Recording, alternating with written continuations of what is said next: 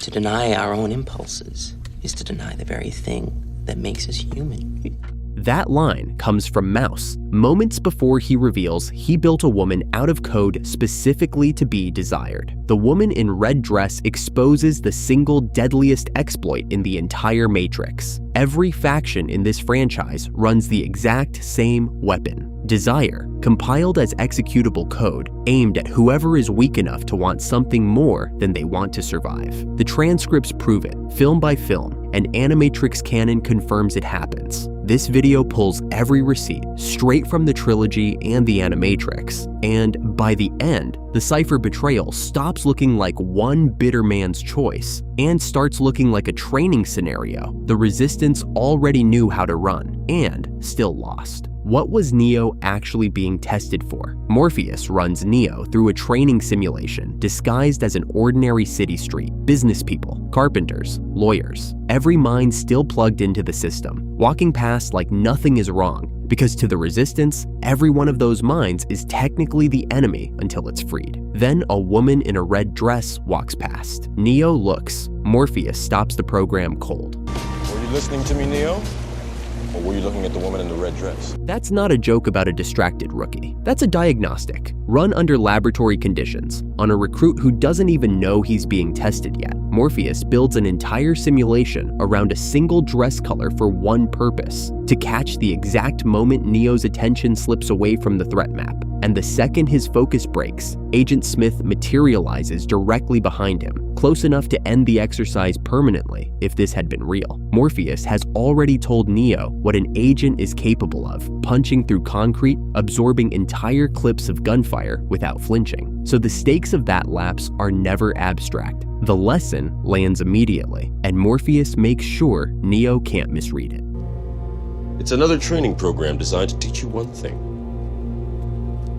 If you are not one of us, you are one of them. Read that literally. Every attractive stranger inside the Matrix collapses into a binary, human or agent. There is no neutral bystander category for something that pulls your eyes off the threat map, because agents can move in and out of any software still hardwired to the system. That means anyone the crew hasn't personally unplugged is a potential enemy wearing a human face. And the woman in red is built to prove that a beautiful face is the easiest one to stop watching for. The Resistance doesn't train operatives to recognize danger in the abstract. It trains them to recognize their own weak point, because the weak point is what actually gets exploited in the field, not the strength. Why would the Resistance build a weapon out of a woman? Mouse takes credit immediately, and he's proud of it, practically preening in front of the rest of the crew over breakfast.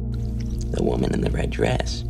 I designed her. Here's the detail almost every rewatch skips. Mouse doesn't say he imagined her. He says he designed her. Engineering language, not fantasy language. The construct is the Resistance's loading program, capable of pulling in anything the crew needs. Clothing, weapons, equipment, entire training simulations, built from scratch on command. A distraction this specific, this deliberately seductive, isn't a 19-year-old hacker's fantasy left unsupervised on a military ship at war. It's a purpose-built tool, commissioned for one job: teach every new operative that the Matrix will use their own wiring against them before it ever throws a single punch. And the Resistance doesn't invent this training doctrine out of nowhere on the Nebuchadnezzar alone. Canon confirms the exact same move gets run on another operative on a completely different ship for the exact same reason, which means this isn't one crew's improvised gimmick. It's fleet-wide procedure, standard issue for anyone who's taken the red pill. In the Animatrix episode Program, a crew member named CIS runs a blade fighting simulation against her partner and lover, Duo. Midway through the sparring, Duo turns the fight into something else entirely. He tells her Zion is going to fall, that he's already arranged his own defection back into the Matrix, and that he wants her to come with him and forget everything they both know is true. She refuses. He blocks her signal out so the ship can't pull her free, and the fight turns lethal. The moment he's driven a blade through her chest, the simulation cuts. Just part of the training program. He's just a simulation. That's the operator, confirming what just happened wasn't real. It was a constructed rehearsal of betrayal, run by the person CIS trusted and loved most. engineered specifically to test whether she could survive that exact temptation without breaking. 2 different ships, 2 different crews, and the identical training philosophy. Simulate the one person who could talk you into losing everything and force a recruit to survive that encounter in a controlled environment before the real version of it ever finds them in the field. The Woman in Red isn't an isolated gag written by a horny teenager with mainframe access. She's resistance doctrine, and program proves the doctrine gets applied across the fleet, not just on one ship. Did the machines steal the same trick? Here's where the thesis widens. Because desire as weapon doesn't stay a human invention for long. Travel to Livray, the Merovingians' restaurant deep inside the Matrix, and watch a program author seduction in real time, one compiled line at a time, on a total stranger, purely to win a philosophical argument with Neo about the nature of choice itself. The Merovingians' whole worldview runs on causality, action, reaction, cause, and effect, and he treats choice as an illusion invented by whoever holds power over whoever doesn't. Desire is simply the mechanism he uses to prove it. I have sent her a dessert. A very special dessert. The Merovingian doesn't flirt with the woman across the room. He writes code that manufactures the physical sensation of desire directly into her nervous system and narrates the compile process as it executes in real time. The rush, the heat, her heart fluttering before she even understands why, before the why even matters to her anymore. This is the Woman in Red's dark mirror. Mouse builds desire into a program to train resistance against it. The Merovingian builds desire into a program to prove that resistance is mathematically impossible. Same exploit, opposite intention, and both of them treat human longing as nothing more than an executable line of instruction that can be triggered on command by anyone with the access privileges to write it. The Merovingian isn't running this exploit alone either. His own wife, Persephone, operates on the identical principle from the opposite direction. She trades a kiss from Neo for access to the keymaker, openly admitting the transaction is nothing but cause and effect. Inside the exile world, desire isn't treated as an emotion anyone actually feels for its own sake. It's treated as currency, programmable and spendable, exactly the way the Merovingian writes it into the woman across the restaurant. The Woman in Red trains against a weapon that the Matrix's own exiled programs openly trade in as a matter of course. Bonus fact for the deep cut fans, the actress who played the Woman in Red, Fiona Johnson, reportedly caused a real minor traffic accident during a costume test on set. A pedestrian got so distracted watching her walk past in the dress that he crashed his own car into another vehicle. The fiction mouse coded into the Matrix apparently works exactly the same way outside it, on a real street with real consequences, before a single frame of the film was even shot. Who was the weapon actually built to stop? Every training program exists because a real threat already surfaced somewhere, or because someone already on the ship is vulnerable to one and the crew knows it. One member of the Nebuchadnezzar's crew fits Mouse's training scenario so precisely it stops looking like coincidence and starts looking like a prophecy the crew simply failed to act on in time. Cypher spends 9 years jacked into a war he's exhausted by, eating the same synthetic slop, freezing on the same ship, running from agents he can never actually fight and never wanted to. The machines don't recruit him with threats. They recruit him with a steak dinner. After 9 years, you know what I realized?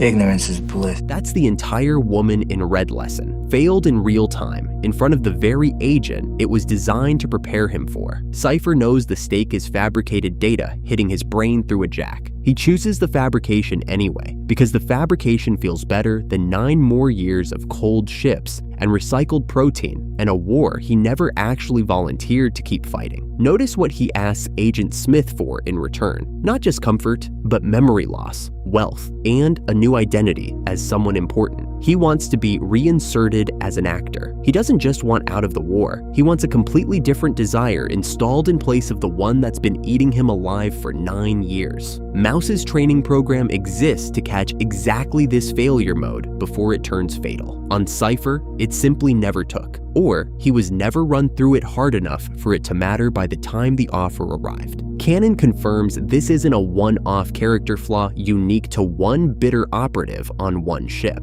Back in program, Duo makes Cypher's exact pitch to CIS, almost word for word, generations or centuries apart within the story. I'm going back to the Matrix, and I want you to come with me.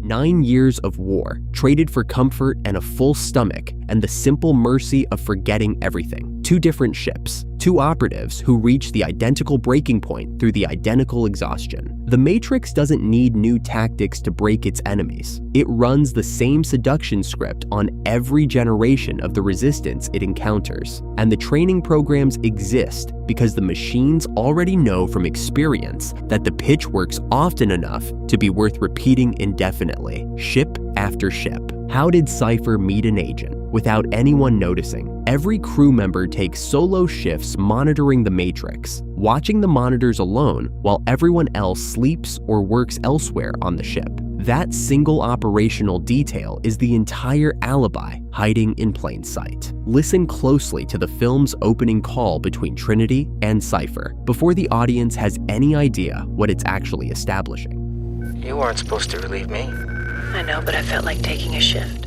Trinity's line only means something if shifts are normally solo. There's nothing to relieve if 2 people are already watching together. That's the exact gap Cypher walks through. Somewhere across 9 years of unsupervised, unmonitored solo shifts, he sits down across from Agent Smith and negotiates his own defection over a stake nobody else on the ship ever witnesses happening. Under an alias, Smith agrees to call him Mr. Reagan. But someone still has to watch the monitors while an operative is plugged in and vulnerable. So how does an entire crew miss their own crewmate having dinner with an agent night after night for however long the negotiation actually takes? Cypher answers that too, without realizing he's confessing it out loud. All I see is blonde, brunette, redhead. He's the one crew member who reads the Matrix's raw cascading code for the rest of the crew. He's the translator standing between what the monitors actually display and what everyone else believes they're seeing when they glance over his shoulder on their way to the mess hall. A man who has spent 9 years mentally converting green code into women walking down a street has more than enough fluency to feed his own crew a false readout while he sits at a restaurant table negotiating the terms of his own extraction. He doesn't need a second trader on board. He doesn't need some unestablished auto-connect chair technology the films never once show or even mention. He needs exactly the one skill his job already hands him every single day, deployed once, quietly, for himself. What does Neo's ending prove about the same trap? Here's the detail that turns this into more than a Cypher story. Late in Revolutions, Bane blinds Neo permanently, burning out his eyes so he can never see the physical world with them again, and Neo keeps flying anyway. Trinity asks how he knows they're passing over open fields with no eyes left to check. Neo answers that he can feel them directly, without needing a translator, without needing code at all anymore. Cypher spends 9 years converting the Matrix into women's hair color because he needs an intermediary standing between himself and the raw truth of the system. Neo eventually needs no intermediary whatsoever. He perceives the machine world directly, unfiltered, the exact opposite endpoint of Cypher's 9-year retreat into comfortable fiction. One man translates reality into something desirable enough to bear looking at. The other stops translating entirely and faces it raw, with no eyes at all. That's the full range of what the woman in red was built to test, running from total failure at one end of the trilogy to total transcendence at the other. What was the real warning? All along, Mouse builds a woman in a red dress to teach every new operative one lesson. The Matrix will find the exact thing you want most and hand it to you disguised as a distraction. Morpheus runs Neo through that lesson, and Neo passes. He clocks the trap the instant it's pointed out to him. Cypher never gets run through that same simulation hard enough,